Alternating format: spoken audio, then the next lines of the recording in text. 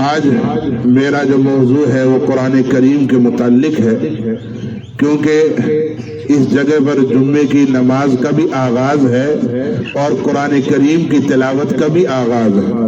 پیارے رسول اللہ صلی اللہ تعالی علیہ وسلم فرماتے ہیں جس جگہ قرآن پڑھا جاتا ہے وہ جگہ دوسری جگہ پر فخر کرتی ہے، وہاں رحمتیں برستی ہے اور اللہ تعالیٰ سکینہ نازل فرماتے ہیں، ہر قسم کی بلا ٹل جاتی ہے، ہر قسم کی مصیبتیں پریشانیاں اللہ تبارک و تعالیٰ دور کر دیتا ہے۔ یہ جو آپ قرآن کریم پڑھتے ہیں یہ کوئی ویسی عام کتاب نہیں ہے، جس طرح سرکار دو عالم صلی اللہ علیہ وسلم آخری نبی ہے، اسی طرح یہ کتاب بھی خاتم الکتاب ہے، اس کے بعد کوئی کتاب نہیں آئے گی۔ اور اللہ تعالیٰ نے جتنی کتابیں اپنے پیاروں کو دی ہیں وہ سب سے اعلیٰ کتابیں، وہ کتابیں سب سے اعلیٰ، جیسے اللہ کے پیغمبر سب سے اعلیٰ ہیں عام انسانوں، پھر ان میں سے رتبے ہیں، اسی طرح اللہ تعالیٰ کی جو کتابیں ہیں اللہ نے جن کو دی ہے وہ افراد بھی اعلیٰ وہ کتابیں بھی اعلیٰ۔ اس طرح تورات، انجیل، زبور، یہ اعلیٰ اعلیٰ جو شخصیات تھے ان کو اللہ تعالیٰ نے عطا کی، اور جب قرآن کی باری آئی تو جناب محمد الرسول اللہ صلی اللہ تعالی علیہ وسلم کا انتخاب ہوا۔ اور آپ جو یہ قرآن کریم پڑھتے ہیں اللہ کے حبیب فرماتے ہیں کہ ایک ایک آیت پر اللہ تعالیٰ 10 نیکیاں عطا فرماتا ہے۔ اور ایک روایت میں پیارے رسول اللہ صلی اللہ علیہ وسلم فرماتے ہیں کہ میں یہ نہیں کہتا کہ ایک حرف الف لام میم ایک حرف ہے، بلکہ آپ نے فرمایا الف الگ ہے، لام الگ ہے، میم الگ حرف۔ اور ایک روایت میں پیارے رسول اللہ صلی اللہ علیہ وسلم فرماتے ہیں کہ ایک حرف پر 100 نیکیاں ملتی ہیں۔ قرآن کریم جب آپ باوضو ہو کر نماز میں پڑھتے ہیں ایک حرف پر 100 نیکیاں، اس نیکی کا پتہ کہاں چلے گا؟ جب یہ دھوکے والی آنکھ بند ہو جائے، جب انسان سے بھاگے گا، جب رشتہ دار یوم یفر المرء من اخی، بھائی سے بھاگے گا، ایک نیکی تو دے دو، بھائی باپ بیٹے سے بھاگے گا، ماں بیٹی سے بھاگے گا، ایک نیکی تو دے دو، اس نیکی کی قدر آپ کو وہاں معلوم ہوگی، ایک ایک نیکی۔ اور یہ قرآن کیا ہے؟ قرآن اللہ تعالیٰ کی ایک عظیم کتاب ہے۔ حدیث میں آتا ہے 5 چیزوں کو دیکھنا ثواب ہے، 5 چیزوں کو صرف دیکھنا ثواب ہے، اس میں سے ایک قرآن کریم بھی ہے۔ حضور نے فرمایا کہ ماں باپ کو دیکھنا ثواب ہے، بیت اللہ کو دیکھنا ثواب ہے، اسی طرح آپ نے فرمایا قرآن کریم کو دیکھنا ثواب ہے، عالم کو دیکھنا ثواب ہے۔ نبی علیہ الصلوۃ والسلام فرماتے ہیں کہ جس گھر میں سورۃ بقرہ پڑھی جاتی ہے اس گھر میں شیاطین ٹھہر نہیں سکتے۔ آج ساری دنیا یہی رونا روتی ہے، مولوی صاحب کسی نے کچھ کر لیا ہے، کسی نے کچھ کر لیا ہے، جادو ہوا ہے، جنات ہیں۔ پیارے رسول اللہ صلی اللہ علیہ وسلم فرماتے ہیں اس کو آپ پڑھو، قرآن کو پڑھو، اس سے اپنا حل نکالو۔ ایک روایت میں آتا ہے من لم یستشفی بالقرآن فلا شفاہ اللہ، جو بندہ قرآن سے شفا طلب نہ کرے اللہ بھی اسے شفا نہیں دیتا۔ ہمیں قرآن پر یقین نہیں ہے، حضور کی باتوں پر یقین نہیں ہے، اس چیز پہ تو یقین ہے کہ چھری کاٹتی ہے، اس چیز پہ یقین ہے کہ آگ جلاتی ہے، اس چیز پہ یقین ہے کہ پانی ڈبوتی ہے، لیکن اس چیز پہ یقین نہیں ہے کہ قرآن کے بارے میں حضور نے کیا فرمایا۔ جہاں حضور صلی اللہ علیہ وسلم نے یہ فرمایا کہ ایک سبحان اللہ کہہ دو تو کیا لگے گا اتنا بڑا درخت کہ اس کے سائے کے نیچے عربی نسل کا گھوڑا بھاگے تو سایہ ختم نہیں ہوگا، گھوڑا ختم ہو جائے گا۔ اسی حبیب کا فرمان ہے کہ قرآن پڑھو، اپنے مسئلے حل کرواؤ۔ تفسیر کبیر کے اندر امام رازی رحمہ اللہ نے لکھا ہے ایک بندے کا انتقال ہونے لگا اور بہت ہی गुनहगार। लेकिन सबसे बड़ी चीज, एक साहिब ने कहा कि मौलवी साहब बड़े गुनाह होते हैं, बहुत गुनाह होते हैं, बाद में शर्मिंदगी होती है। मैंने कहा अल्लाह का शुक्र करो कि शर्मिंदगी होती, ये भी बड़ी बात है। अल्लाह एहसास दे दे, ये भी बड़ी बात है कि मुझसे गुनाह तो हो रहा है, आज एहसास खत्म हो गया, अब वो शख्स से गुनाह हो रहे। आखिरी वक्त है, अपनी बेगम को कहता है मैं इस दुनिया से जा रहा हूं, अल्लाह तुझे औलाद देगा, अल्लाह तुझे औलाद देगा, लेकिन उस औलाद को तूने शरीयत पढ़ाना है, तूने दीन सिखाना है, तूने जो है कुरान सिखाना है।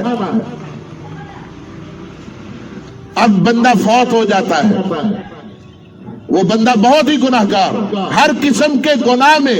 आज इंसान कहता है मुझसे बहुत बड़ा गुनाह हो गया, बहुत बड़ा गुनाह हो गया, बहुत बड़ा गुनाह हो गया। गुनाह चाहे कितना ही बड़ा क्यों ना हो, जब आप हर नमाज में कहते हैं अल्लाह अकबर अल्लाह अकबर, तो वो गुनाह अल्लाह से बड़ा नहीं है, वो गुनाह अल्लाह से बड़ा नहीं है। कुरान में आता है वमन यत्तकिल्लाह यजअल लहू मखरजा व यरज़ुक़हु मिन हैसु ला यहतसिब। ऐ मुसलमान, तू अल्लाह की तरफ रुजू कर, चाहे जितने मर्जी बड़े गुनाह हो, अल्लाह तुझे हर मुसीबत से निकाल देगा। गुनाह होता है इंसान से, लेकिन गुनाह को याद करने के लिए अल्लाह ने आपको दुनिया में नहीं भेजा।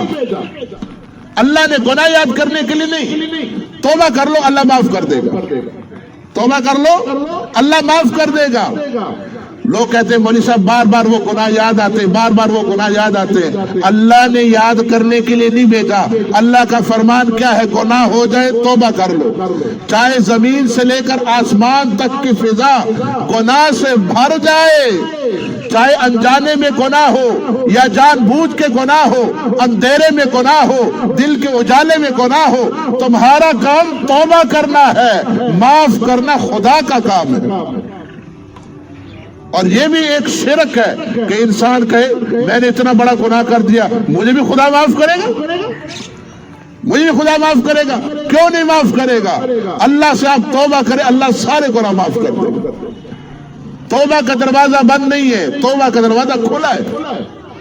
तो वो बंदा बहुत बड़ा गुनाहगार, बहुत बड़ा गुनाहगार। हजरत ईसा अलैहिस्सलाम का गुजर उसकी कब्र पर से हुआ, तो देखा उसकी कब्र को अजाब हो रहा है।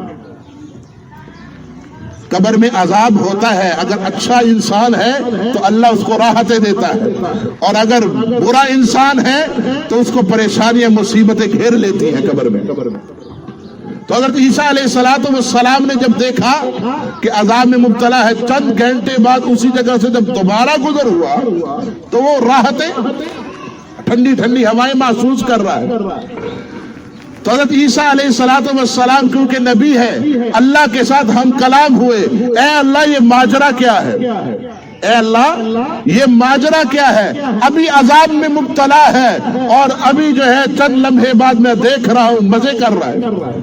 तो अल्लाह ताला ने फरमाया ये बंदा बहुत बड़ा गुनाहगार है, सारी जिंदगी नाफरमानी की है, सद्दे में सर कभी नहीं रखा, लेकिन आज इसका बेटा, इसने वसीयत की थी बेटे अपने बीवी को कि जो बच्चा होगा बोलने के काबिल हो तो उसको शरीयत सिखा देना, दीन सिखा देना।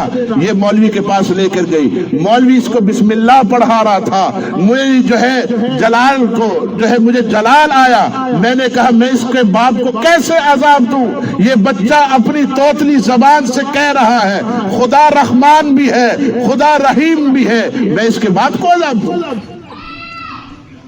तो ये कुरान बहुत बड़ी अजीम किताब है।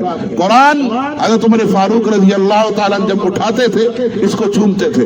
कुरान करीम जब सहाबा पढ़ते थे तो फरिश्ते उतरते थे।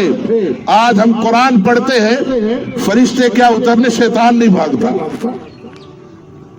आज हम कई कई सालों से यासीन पढ़ रहे हैं, कई कई सालों से सूरत रहमान पढ़ रहे हैं, याद नहीं होती। नौजवान भी कहते मौलवी साहब हम एक सूरत पढ़ते हैं याद नहीं होती, कई कई सालों से लगे हुए। असल में हमारा अंदर का सिस्टम ठीक नहीं है।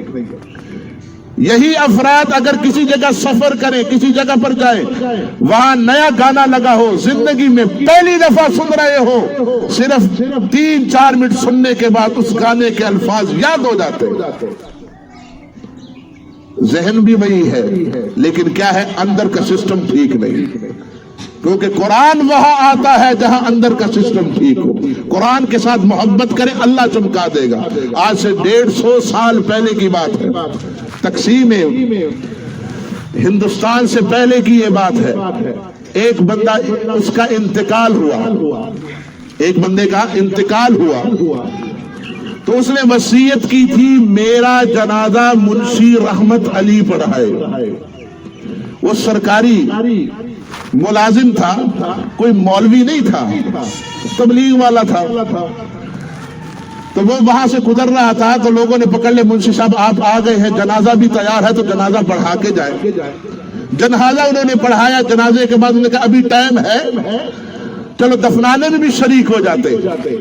دفنانے میں جب شریک ہوئے تو ان کا جو سرکاری کارڈ ہوتا ہے وہ قبر کے اندر گر گیا۔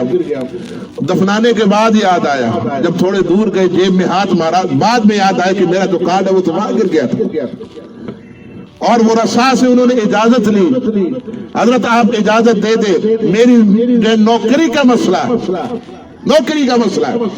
انہوں نے اجازت دے دی، آپ تو اللہ والے ہیں، آپ نے جنازہ بھی پڑھایا اور آپ جو ہے تدفین میں بھی شریک ہوئے۔ ابھی چند ہی گھنٹے گزرے ہیں، چند ہی گھنٹے، انہوں نے کھدائی کی، تھوڑے نیچے گئے تو اس میت کے اوپر پھول پڑے ہوئے، میت کے اوپر پھول پڑے ہوئے ہیں۔ وہ کارڈ لینا بھی بھول گیا، پوچھ رہا ہے کہ یہ بندہ کتنا بڑا ولی ہے، یہ بندہ کتنا بڑا ولی ہے۔ لوگوں نے کہا اس کو تو قرآن پڑھنا نہیں آتا، اس کو تو قرآن پڑھنا نہیں آتا۔ انہوں نے کہا ایسی بات نہیں ہے، اس کے گھر والوں سے مجھے ملواؤ۔ ان کے گھر والے سے جب ملے، گھر والے کہتے واقعی اس کو قرآن پڑھنا نہیں آتا، اللہ بہانے چاہتا ہے معاف کرنے کے۔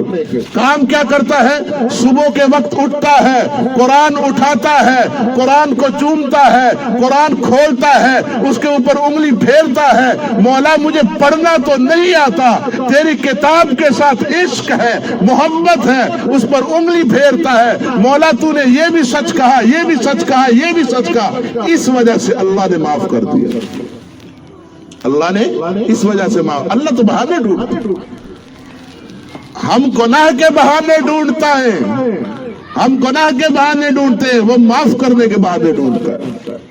قرآن اٹھائیں، اس کو پڑھیں، اس کو سمجھیں، بڑی عظیم کتاب ہے۔